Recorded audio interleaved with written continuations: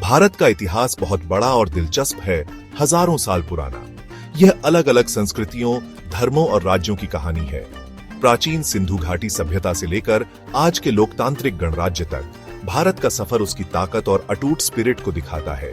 यह रंगीन इतिहास आज और आने वाली पीढ़ियों के लिए जरूरी सबक देता है।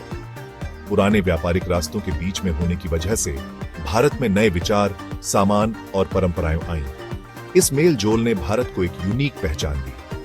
इसका इतिहास इंसानी स्पिरिट की कहानी है, जिसमें राज्यों का बनना और बिगड़ना, कला और साहित्य का विकास और ज्ञान की खोज दिखाई देती है। भारत के अतीत को पराहने से हमें आज के भारत को बनाने वाली ताकतों का पता चलता है। इससे हमें अपने पूर्वजों के कामों की कद्र होती है और उनके सामने आई मुश्किलों को समझते हैं। ये ज्ञान हमें आज की मुश्किलों से निपटने और आने वाली पीढ़ियों के लिए एक अच्छा भविष्य बनाने में मदद करता है। जैसे ही हम भारत के अतीत में जाते हैं, हम खोज की यात्रा शुरू करते हैं। इस अद्भुत देश को बनाने वाले रहस्यों और अजूबों को उजागर करते हैं। सभ्यता की शुरुआत प्राचीन भारत। सिंधु घाटी सभ्यता दुनिया की सबसे पुरानी शहर सभ्यताओं में से एक, लगभग 300 ईसा पूर्व भारतीय उपमहाद्वीप में उभरी। यह विकसित सभ्यता अपने प्लान्ड शहरों, बेहतरीन ड्रेनेज सिस्टम्स और रहस्यमयी लिपि के लिए जानी जाती है। सिंधु नदी घाटी में फली फूली वैदिक काल, जिसका नाम वेदों पर रखा गया है, भारतीय इतिहास में एक महत्वपूर्ण युग था।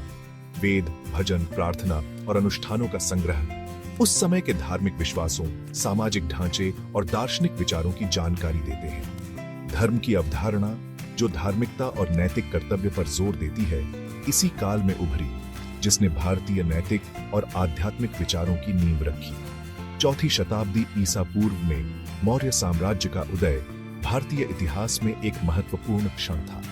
चंद्रगुप्त मौर्य और उनके पोते अशोक महान के शासनकाल में साम्राज्य ने एक विशाल क्षेत्र पर अपना प्रभाव फैलाया। अशोक, जो युद्ध की भयावहता को देखकर बौद्ध धर्म अपनाने के लिए प्रसिद्ध हुए, ने अहिंसा को अपनाया और अपने पूरे साम्राज्य और उसके बाहर बौद्ध शिक्षाओं का प्रचार किया। मौर्य काल में कला, स्थापत्य और शासन में उल्लेखनीय प्रगति हुई। अशोक के स्तंभ, जिन पर शांति और धार्मिकता को बढ़ावा देने वाले उनके शिलालेख खुदे हैं, उनके शासनकाल के स्थायी प्रतीक हैं। प्राचीन भारत की विरासत में आने वाली सदियों में उपमहाद्वीप के सांस्कृतिक, बौद्धिक और आध्यात्मिक विकास की नींव रखी। स्वर्ण युग और उसके बाद मध्यकालीन भारत।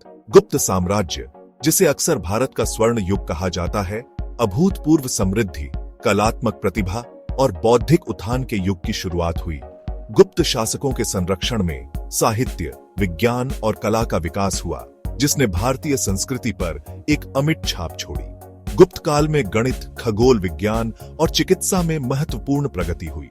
आर्यभट्ट, एक प्रसिद्ध गणितज्ञ और खगोल शास्त्री, ने पाई के मान की गणना की और सौर मंडल के सूर्य केंद्रित मॉडल का प्रस्ताव रखा। शून्य की अवधारणा, गणित में एक फंडामेंटल योगदान, इसी युग के दौरान भारत में उत्पन्न हुई। 16वीं शताब्दी में बाबर द्वारा स्थापित मुगल साम्राज्य भारत में एक नया सांस्कृतिक और स्थापत्य प्रभाव लेकर आया। मुगल अपने आलीशान दरबारों और कला के संरक्षण के लिए जाने जाते हैं, ने शानदार स्मारकों, जटिल लघु चित्रों और उत्तम वस्त्रों की एक समृद्ध विरासत छोड़ी। ताजमहल मुगल बादशाह शाहजहां द्वारा अपनी प्यारी पत्नी मुमताज महल की याद में बनवाया गया एक लुभावनी मकबरा मुगल युग की स्थापत्य भव्यता और कलात्मक कौशल का प्रमाण है। मुगल काल में फारसी और भारतीय कलात्मक परंपराओं का मेल हुआ, जिसके परिणाम स्वरूप एक अनोखा और जीवंत सांस्कृतिक मिश्रण बना। आजादी की लड़ाई और आधुनिक भारत। 17वीं शताब्दी में यूरोपीय व्यापारिक कंपनियों का आना भारतीय इतिहास में एक महत्वपूर्ण मोड़ था। ब्रिटिश ईस्ट इंडिया कंपनी ने अपनी सैन्य शक्ति और चालाक राजनीतिक चालों के जरिए धीरे धीरे भारत के बड़े हिस्से पर नियंत्रण हासिल कर लिया। 1855 का सिपाही विद्रोह, जो विवादास्पद एनफील्ड राइफलों की वजह से भड़का, ने ब्रिटिश शासन के खिलाफ प्रतिरोध की आग भड़का दी। महात्मा गांधी भारत के स्वतंत्रता आंदोलन के प्रमुख नेता, आशा और प्रेरणा की किरण बनकर उभरे। गांधी के अहिंसक प्रतिरोध के दर्शन, सत्याग्रह, ने लाखों भारतीयों को आजादी की लड़ाई में जुटाया। भारतीय राष्ट्रीय कांग्रेस ने गांधी के नेतृत्व में भारत के लिए स्वशासन की मांग करते हुए आंदोलन का नेतृत्व किया। एक लंबे और कठिन संघर्ष के बाद भारत ने आखिरकार 15 अगस्त 1948 को आजादी हासिल की, जिसने ब्रिटिश साम्राज्य का अंत किया। हालांकि आजादी की खुशी पर विभाजन के दर्द का साया पड़ गया, जिसने भारतीय उपमहाद्वीप को भारत और पाकिस्तान में बांट दिया। 1950 में भारत ने अपना संविधान अपनाया और खुद को एक संप्रभु, समाजवादी, धर्मनिरपेक्ष, लोकतांत्रिक गणराज्य के रूप में स्थापित किया।